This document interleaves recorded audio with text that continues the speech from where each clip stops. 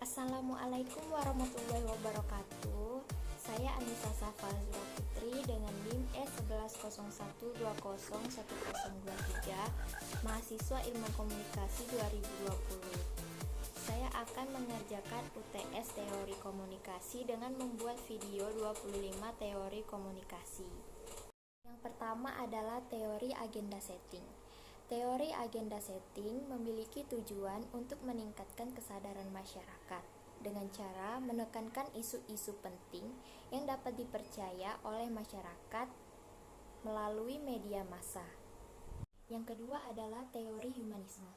Teori humanisme bertujuan untuk mempromosikan harkat dan martabat manusia.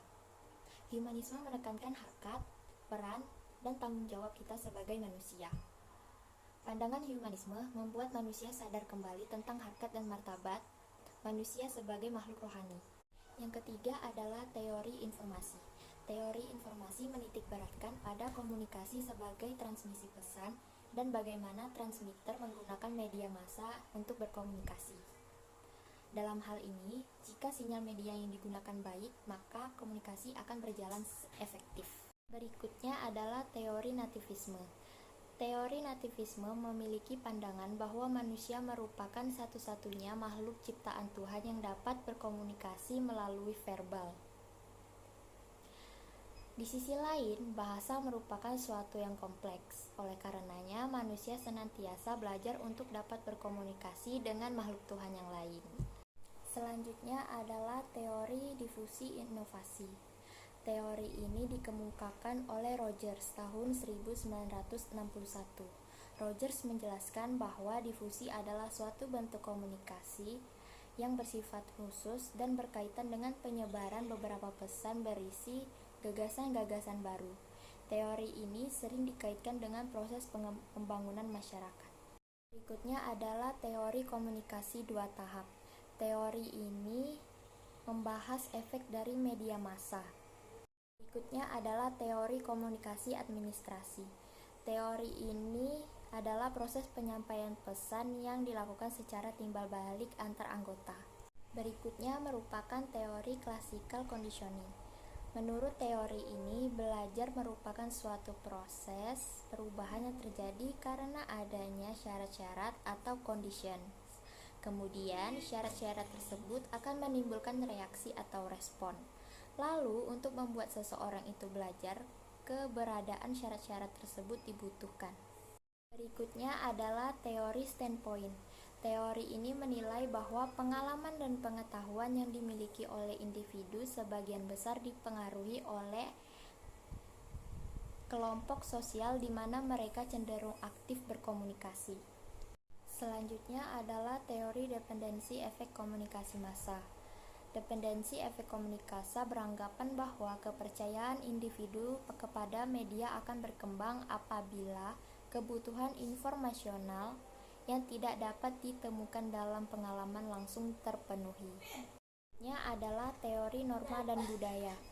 Teori ini beranjak daripada pengaruh media massa yang kuat mengenai suatu hal. Hal tersebut dapat mempengaruhi kondisi sosial budaya dalam masyarakat. Pesan dari media massa mampu mengubah norma yang sudah ada dalam masyarakat. Di sisi lain juga mampu memperkuat norma yang ada dalam masyarakat. Lebih dari itu, mampu menciptakan norma baru dalam masyarakat. Teori berikutnya adalah teori inokulasi. Teori ini mengemukakan bahwa lebih baik membekali terbujuk dengan argumen sanggahan individu daripada membiarkannya tidak siap menyangkal perspektif lawan. Berikutnya ada teori kognitivisme. Teori ini mengedepankan proses belajar dibandingkan dengan hasil proses itu tersendiri. Belajar tidak hanya sekedar melibatkan antara hubungan stimulus dan respon, tetapi juga melibatkan proses berpikir yang kompleks. Berikutnya ada teori sibernetik. Teori ini merupakan suatu sistem pengontrol yang didasarkan pada komunikasi antara sistem dengan lingkungan dan antar sistem itu sendiri. Pengontrol dari sistem berfungsi dalam memperhatikan lingkungan. Berikutnya ada teori penggunaan dan kepuasan. Teori ini berpendapat bahwa penggunaan media memiliki peran aktif dalam memilih media yang digunakannya, sehingga pengguna media dapat dikatakan sebagai pihak utama dalam suatu proses komunikasi. Selanjutnya ada teori behaviorisme. Teori ini memiliki pendapat bahwa selalu ada kaitan antara stimulus dengan respon pada perilaku manusia. Kemudian ada teori komunikasi Laswell.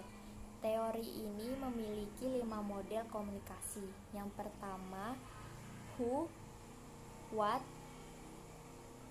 in which channel, to whom, dan with what effects. Berikutnya ada teori interaksi simbolik. Teori ini memiliki asumsi bahwa manusia membentuk makna melalui komunikasi. Teori interaksi simbolik berfokus pada pentingnya konsep diri dan persepsi yang dimiliki individu berdasarkan interaksi dengan individu lain.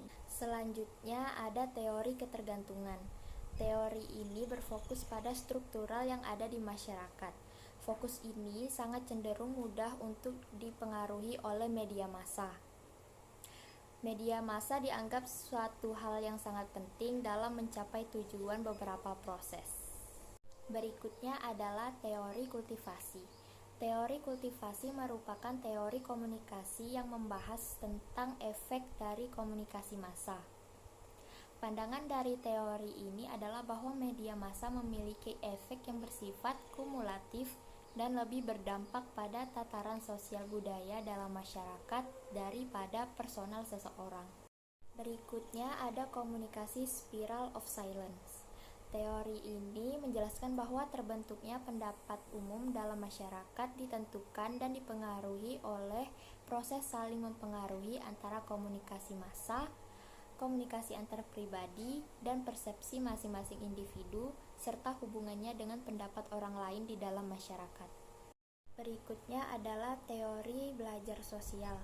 Teori ini mengemukakan bahwa perilaku manusia dalam konteks sebuah interaksi tingkah laku terdapat hubungan timbal balik yang saling berkesinambungan. Berikutnya adalah teori analisis transaksional.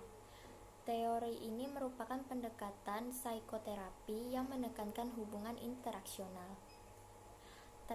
Transaksional sendiri dimaksudkan sebagai hubungan komunikasi antar individu. Teori ini digunakan untuk mengetahui bentuk dan isi pesan yang tersampaikan dalam suatu komunikasi. Selanjutnya adalah teori pengharapan nilai. Teori ini bertujuan untuk mengetahui pengaruh penggunaan media terhadap massa dinilai dari kepentingan penggunaannya. Berikutnya adalah teori struktural fungsional. Teori ini merupakan teori yang dipengaruhi oleh pemikiran biologis yang menganggap bahwa manusia saling ketergantungan akibat dari konsekuensi bertahan hidup.